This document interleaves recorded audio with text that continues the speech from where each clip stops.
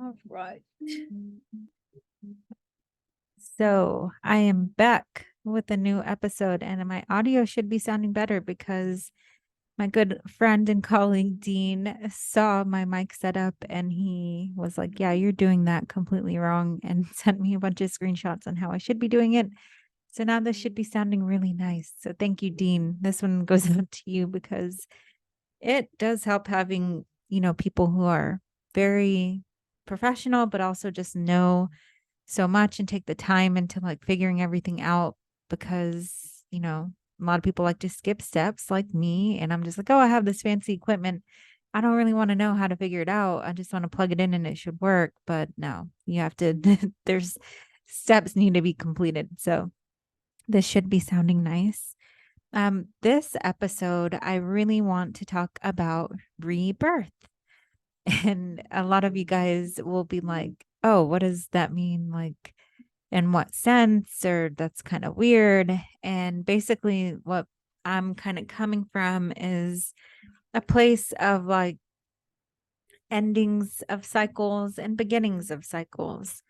So I feel like, you know, the universe tends to test us in different ways. So whether that be through our relationships, and I did have a thought earlier in the car of like, why do like the nicest people have like the worst, you know, or why does it happen a lot that like you'll find that the nicest guy has a girl that doesn't appreciate him, or the nicest girl that has a guy that doesn't appreciate her? And like, why do we attract people that kind of mirror the opposite of us? And this really had me thinking because, I've seen it with all sorts of relationships around me, including even relationships I've had. And that, we learn different things in our relationships that ultimately teach us more about ourselves. So that gets me into the ending and beginning of cycles. So I feel like the best outcomes happen when you get out of your comfort zone.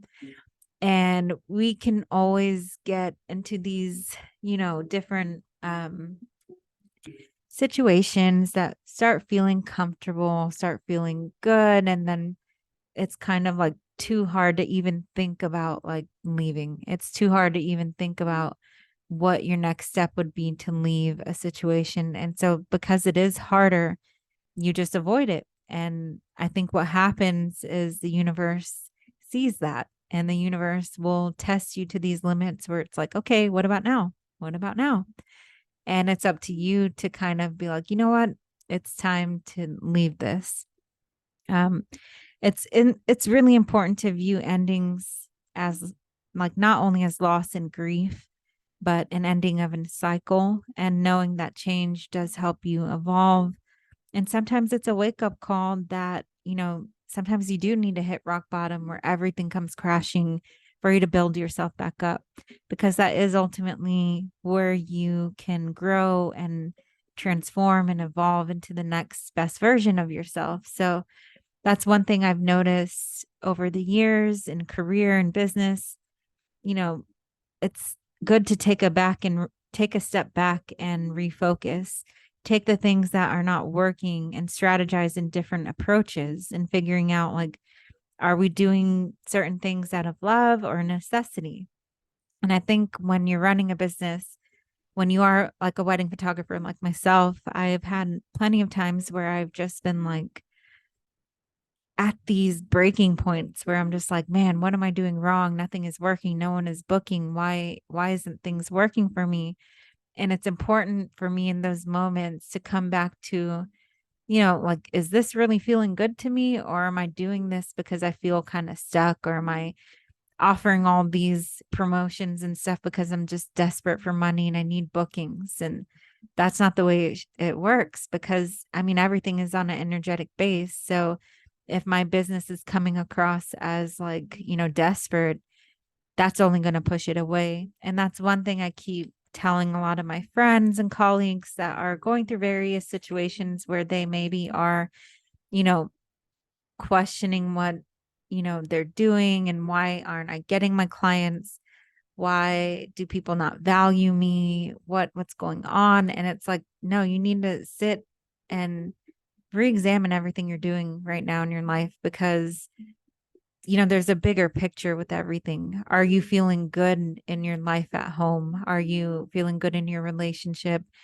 And the thing about having these businesses I've learned is like, throughout the bad relationships, throughout the family situations, when things come up or just life issues happening and that kind of stuff, I've always felt that my business has supported me in ways that a lot of relationships have not. My business has always been there for me to fall back on when everything else was missing.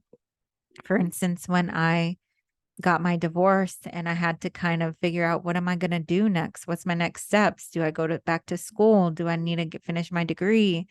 I got to get a regular job. And, the business was still working then. It was still kind of like in those phases of like, people were hiring me, but I wasn't really taking it seriously. I was just kind of like, taking gigs as I got them, not really believing in myself, because that is hard to think about, like starting a whole new business and marketing, and how do you get people to pay you money to do that kind of work, and how am I going to set myself apart? And there's so many things that can weigh you down, but you have to come back to this point of like, no, I have a purpose to start my business. I have a purpose to be here, and I'm going to do the best damn thing that I can do. And I think throughout everything, throughout the relationships that have really tested me, I've always realized and come to this, big realization of like how much my business supports me through the tough times, through the good times, through everything, how other people support me in my business, how they believe in me, how I believe in others in my business, and I can help support them and grow. I mean, it's such a beautiful thing. But it all comes back to cycles. um, because with having these different hardships and having these points where I'm just like, you hit rock bottom, you're just like, I don't want to do this anymore. And you really get to a place of like, okay, I have to build myself back up. I've got to start somewhere. Where do I start? So if you're going through this kind of situation right now, whatever is going on in your life, whether it be like family drama or just business issues of like, you're not getting the right clients, or people are, you know, complaining a lot, and you're just dealing with a lot of negativity, I invite you to take a step back and give yourself some grace, give yourself some time to like process everything. Maybe take a little break, maybe take a breather, maybe start to implement things in your day that make you feel better. This is one thing I do preach a lot in my talks, of just like getting on social media, or like, you know, taking time for myself to ground, to meditate, to invest into my own well-being and my own, energy, because I see that come back tenfold. So if you're going through a hard time, I know that it's tough, but I also understand that, you know, we are human and we are going to go through ups and downs, but we should never feel like that if we're not feeling good, we're not going to make money. And I am a huge victim of this. And I have actually talked about this in my social media and stuff, where I feel like when I don't feel good, I just kind of stop attracting good clients. But then I had this realization with having, some really great business mentors alongside of me, help me understand that your business is like watering a garden, and it's like cultivating it. You set the seeds, you do everything, you start watering the plants, but you don't have to do it all the time. We don't have to be super positive and, oh my God, bubbly and high vibe all the time. We can have those low moments. We can have those times where we pull back and we're not really watering the garden as much. And that's okay, because we've built this garden and it's going to continue thriving throughout everything. And I've been able to see that come full circle when I do go through these issues where, like, you know what, like even right now, I'm going through somewhat of an issue with my family, and having moved out, and, being in a family dynamic of like, where I have been used to living on my own in my adult life. And I had to like, I was living with my family for a little bit, and it just got to a point where like I wasn't feeling good. And I knew it when like everyone left the house one day and it was so quiet. And I was just like, oh my God, I love how this feels. I love quiet. I love my time alone. I can think. I have all these ideas. I'm excited. And that really had me thinking, like, okay, it's time to go. Like, I can't be doing this anymore. And so I decided to move out. And now I'm here and I could take this as like, oh my God, I can't believe I have to leave. And this is so tough. And how am I going to do this? But I'm totally leaning into the excitement of everything. I don't know where the hell I'm going to be. I just know it's going to be good. And I know that there's cycles with everything. So this cycle just had to be done right now. And that can happen in relationships, that can happen with certain friendships. I've definitely dealt with that in the last year or so, where people I've been super close to, and I just really thought there would be like, that's a forever friend.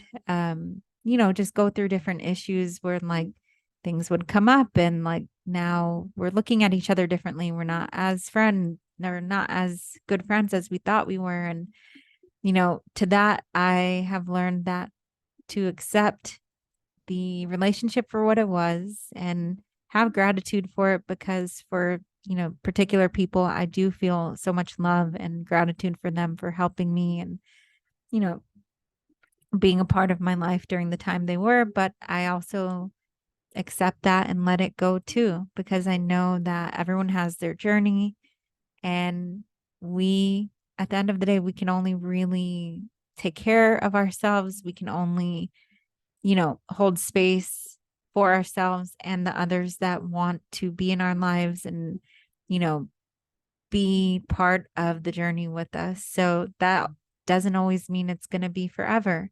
It may be times where like they come back and they leave for a little bit, and it goes in these ebbs and flows, and that's okay too. It's just like roll with the tide. And one thing I've learned a lot in my studies of self development and learning more about myself and that kind of stuff was just that, like, you need to not resist and not be in a place of like, you know, I'm just going to be angry at everyone and everything and that kind of stuff. You just need to be in the state of flow where, like, if it doesn't work, it doesn't work. Let's move on. Let's figure it out. Let's, accept things for what they are. Don't resist. Don't be in a state of like constant negativity, because you don't get anything from that.